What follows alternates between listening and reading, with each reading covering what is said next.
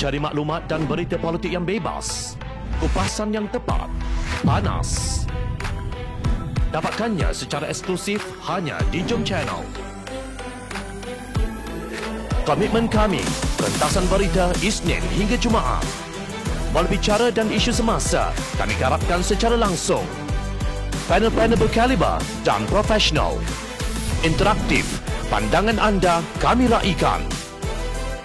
Jangan lupa bersama kami di setiap hujung minggu dalam edisi khas mingguan.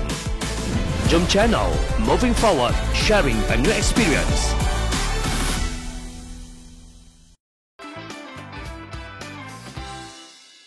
Timah yang banyak mudarat.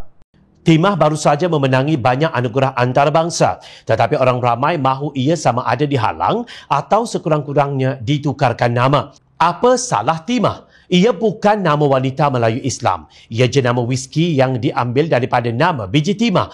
Lelaki yang memakai kopiah itu bukan lebay, tetapi Kapten Tristram, seorang superintendent polis penjajah British yang dikatakan berjaya mengamankan Perang Larut dengan bantuan tentera India.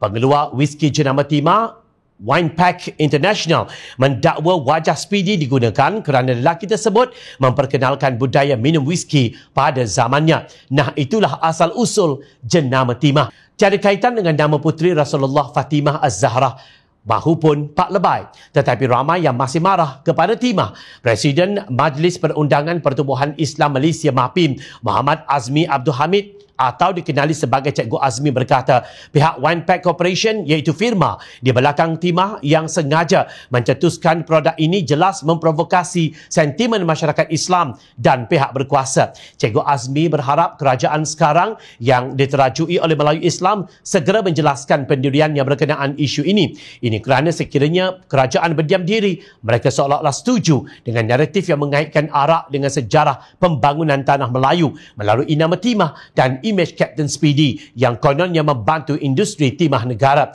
Kami amat kecewa kerana belum lagi reda isu kekerapan judi kepada 22 kali cabutan setahun. Kini muncul pula keluaran arak buatan Malaysia. Apakah imej Malaysia akan menjadi popular sebagai negara yang subur industri judi dan arak? Bidasnya, Ketua Eksekutif MAPIM Malaysia, Dr. Sani Arabi Al-Kahiri, pula berkata walaupun pihak pengeluar sudah memberikan penjelasan, tetapi naratif isu ini mengarah kepada pemahaman yang lain yang meresahkan rakyat. Mengapa arak itu tidak terus dinamakan sebagai Speedy sahaja?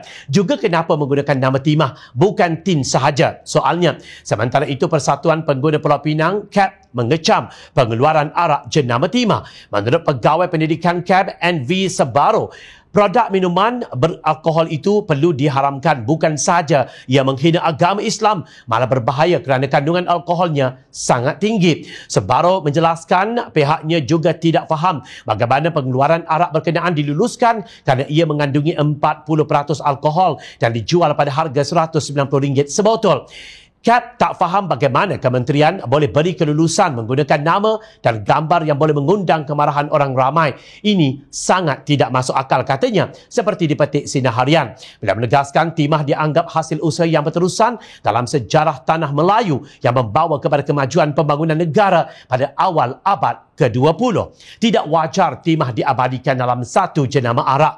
Kami berharap kerajaan tidak berdiam diri dan menjelaskan pendirian tentang isu ini, katanya. Namun paling kelakar jawapan Timbalan Menteri Hal Ehwal Agama, Datuk Ahmad Marzuk Syari, yang berkata adalah tidak wajar mengaitkan perkara tersebut dengan kerajaan. Perusahaan sebegitu, iaitu minuman keras, memang wujud dalam negara kita, tetapi bukan kerajaan yang mengeluarkan minuman berkenaan, katanya dipetik beberapa media. Tiada siapa pun yang menuduh kerajaan mengeluarkan arak jenama timah itu. Apa yang dipertikaikan ialah kenapa memberi izin kepada arak yang menggunakan nama biji timah yang menjadi kebanggaan rakyat sebagai jenamanya dan kandungan alkohol yang amat tinggi. Kes kematian akibat kecuaian pemandu yang memandu di bawah pengaruh alkohol sering terjadi. Menurut laporan Sinar Harian, bagi tempoh 5 bulan pada tahun 2020, sejumlah 67 kes kemalangan dengan 3 kematian dicatatkan dan ia melebihi kes keseluruhan pada tahun 2018, iaitu 60 kes kemalangan serta 3 kematian. Tahun 2019 pula merekodkan 56 kes kemalangan dengan 4 kematian. Benar, Pertubuhan Kesihatan Sedunia WHO menunjukkan kadar kematian di jalan raya berpunca daripada pengambilan alkohol di Malaysia adalah antara terendah berbanding negara lain. Tetapi ia tidak menjustifikasikan negara ini untuk berbangga dengan keluaran arak jenama sendiri. Dalam keadaan bahan kemarahan rakyat yang meningkat itu, ada pula percubaan untuk memburukkan Kerajaan Pakatan Harapan. Kononnya jenama timah itu diluluskan pada era Pakatan Harapan. Sedangkan mengikut rekod, produk arak tersebut mendaftarkan nama dan memohon kelulusan pada 6 Ogos 2019. Bagaimanapun, kelulusan nama dan kebenaran operasi penjualan arak timah itu hanya diberikan pada 5 Jun 2020, iaitu semasa pentadbiran Kerajaan Tebuk Atap Tan Sri Mahyadi Mat Yassin yang disertai PAS. Ditegaskan sekali lagi, yang disertai PAS. Begini sahajalah. Isu ini timbul di era pentadbiran kerajaan yang mengaku sebagai Melayu Islam, tetapi sebaliknya penuh dengan gerombolan kakistokrasi. Justru tak perlu tuding jari kepada pihak lain. Kalian selesaikanlah sendiri.